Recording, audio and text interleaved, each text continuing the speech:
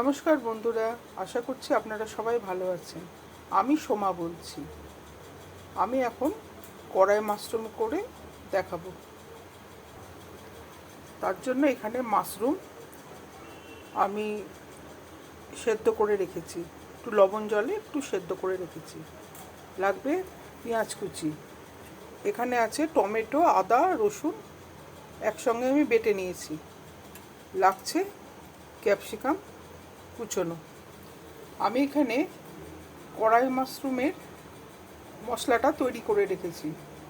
এখানে 1 চামচ ধনে, হাফ চামচ জিরে, 2 থেকে 3টে শুকনো লঙ্কা, 2টো লবঙ্গর ফুল, সামান্য একটু দারচিনি, 1টা এলাচ, একটু গোলমরিচ আর সামান্য একটু জয়িত্রীকে ড্রাই রোস্ট করে আমি এটাকে গুঁড়ো করে রেখেছি।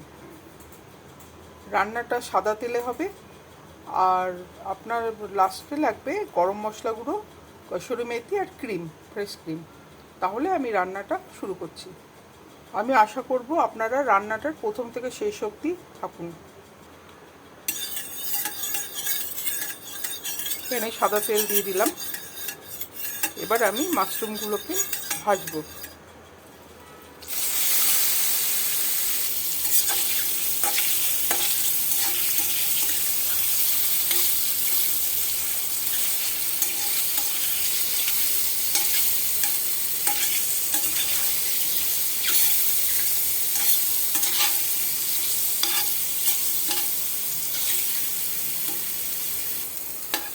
মাশরুমটা ভাজা হয়ে গেছে, মাশরুমটা আমি এবার তুলে নিচ্ছি। মাশরুমটা তুলে নিয়েছি। এবার আমি পেঁয়াজটা ভাজবো তেলে।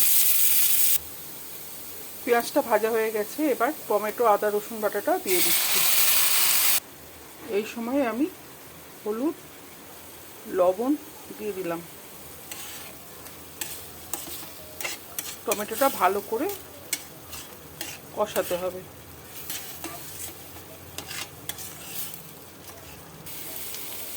টমেটোটা ভাজা হয়ে গেছে। এবার ক্যাপসিকামটা দিয়ে দিলাম। ক্যাপসিকামটা একটু ভেজে নিচ্ছি।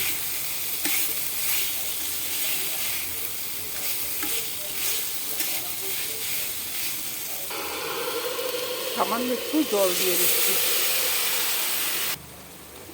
এবার যে কড়াই মশলাটা বানিয়েছি সেই কড়াই মশলাটা দিয়ে দিচ্ছি।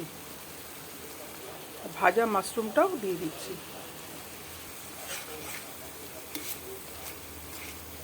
সব মশলার সঙ্গে ভালো করে মিশিয়ে নিচ্ছি।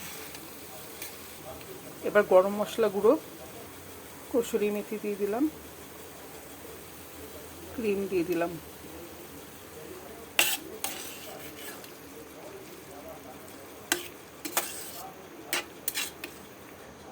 আমার তৈরি হয়ে গেল কড়াই মাশরুম। রেসিপিটা আপনাদের কেমন লাগলো? যদি ভালো লাগে তাহলে আমার সঙ্গে থাকার জন্য আপনাদেরকে আমি অনুরোধ জানাচ্ছি। নমস্কার।